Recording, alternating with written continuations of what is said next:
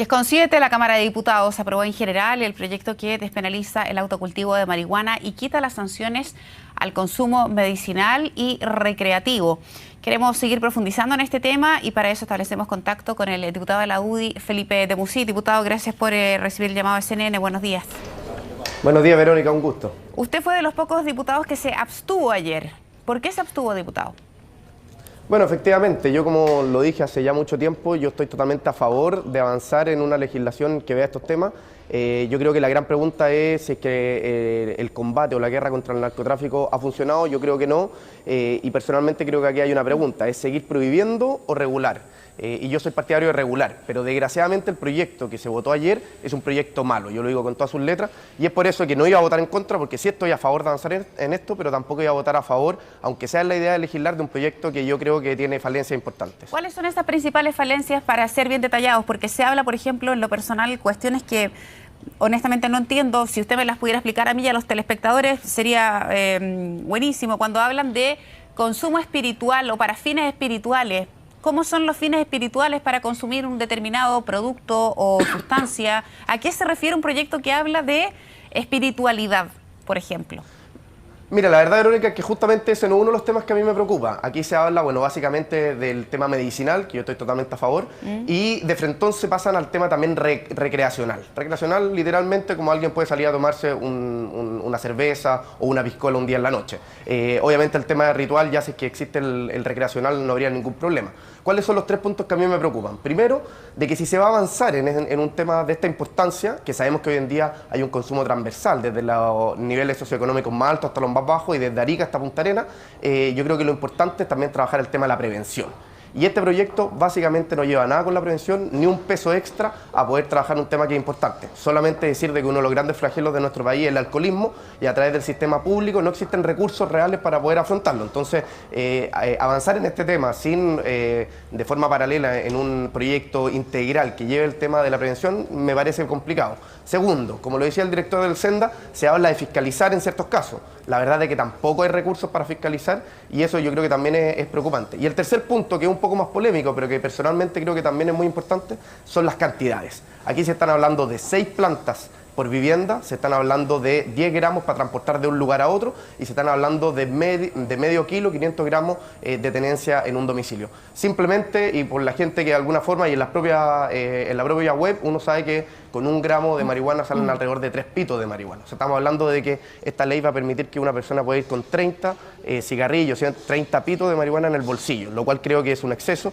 Lo mismo 6 plantas, la verdad es de que es un exceso para el consumo anual inclusive, pero también el día de ayer conversando con algunas personas, y quiero ser también abierto en esto, es de que por ejemplo para lograr el aceite de cannabis, que es un tema importante, se necesitan más cantidad de plantas. Entonces yo creo que la postura también debiera ser que este proyecto, aparte de mejorar la prevención, la fiscalización y los montos o las cantidades que creo que son un poco excesivas, también tal vez tener las excepciones cuando se necesita hacer aceite por temas medicinales, que una persona pueda plantar más plantas, pero yo creo que como está hoy en día es un proyecto malo. Ahora, uno de los argumentos que también se dijo ayer, que incluso la diputada Vallejo decía que los que habían rechazado esto eran aquellos que les faltaba calle, fueron sus palabras textuales.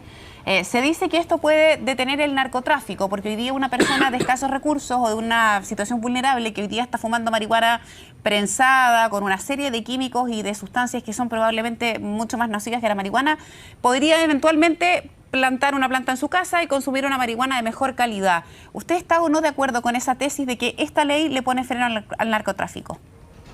En parte sí, en parte no. No hay evidencia empírica en todo el mundo de que solamente por legalizar la marihuana se va a acabar con el narcotráfico, y eso hay que ser bastante enfático. Yo creo que en la lucha contra el narcotráfico es una lucha multifactorial y claramente este puede ser un factor que ayude, pero no es el único. Así que la verdad es que comparto en parte su fundamento y es la razón por la cual yo también no quería votar en contra, pero vuelvo a decir, hoy en día acá hay una situación real a lo largo y ancho del país, inclusive en lugares donde no crece la marihuana, se consume en altos niveles y yo creo que eso es lo importante. Primero, que sea un tema, segundo, que se converse en las casas, que los papás conversen con sus hijos de este tema, y tercero, obviamente, que exista una ley que permita avanzar en este tema que yo creo que es tan importante. Para las cosas que usted me decía, diputado, que a usted le preocupan, estos 3 puntos que me conversaba usted hace un rato, entre otros, se requiere de más recursos, y hoy día, como están las cosas, se sabe que las arcas del Estado probablemente lo que tiene menos es recurso, por un montón de factores que no vienen al caso. ¿Cómo ve entonces que esto pueda seguir adelante cuando hablábamos de mayor fiscalización, de programas de prevención, etcétera? Bueno, ¿cómo se sale de ahí si, insisto, el tema de los recursos hoy día es un tremendo signo de interrogación para el gobierno?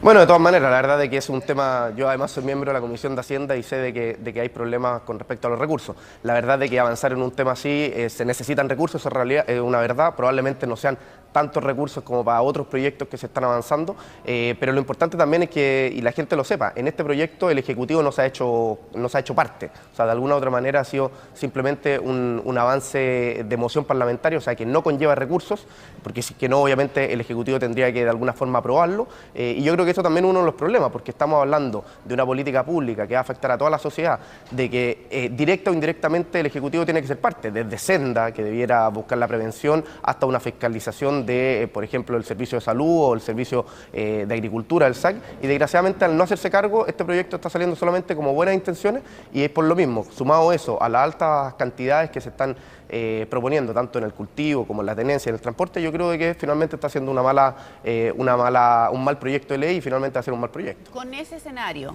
¿qué posibilidades hay de que pueda ser mejorado, pero realmente mejorado a partir de lo que usted nos señala y también de otras aprehensiones que tienen otros parlamentarios? Porque entiendo esto vuelve a la Comisión de Salud, no está zanjado todavía. ¿Qué pasa entonces con la posibilidad real? Por ejemplo, voy a poner solo un ejemplo. Dicen, ¿qué pasa, por ejemplo, si un conductor protagoniza un accidente automovilístico grave y se descubre por alguna razón que va con un exceso de marihuana en el cuerpo, que no solamente se fumó un pito, sino que probablemente tuvo un consumo exagerado de esta sustancia? ¿Contempla o no contempla sanciones, así como cuando uno lo pillan con alcohol o bajo la sustancia como psicotrópicos también hay sanción? ¿Hay real posibilidad de que las instancias que siguen en el Congreso esto se pueda perfeccionar? Bueno, dos preguntas. Primero, que se pueda perfeccionar, yo espero que sí. Y yo hago un llamado también al Ejecutivo que se haga parte. Me parece excelente que haya sido mociones, fueron 2 mociones diferentes de distintos parlamentarios y que hoy en día tal vez este tema lo haya puesto el propio Congreso y no el Ejecutivo, como es la mayoría de los proyectos.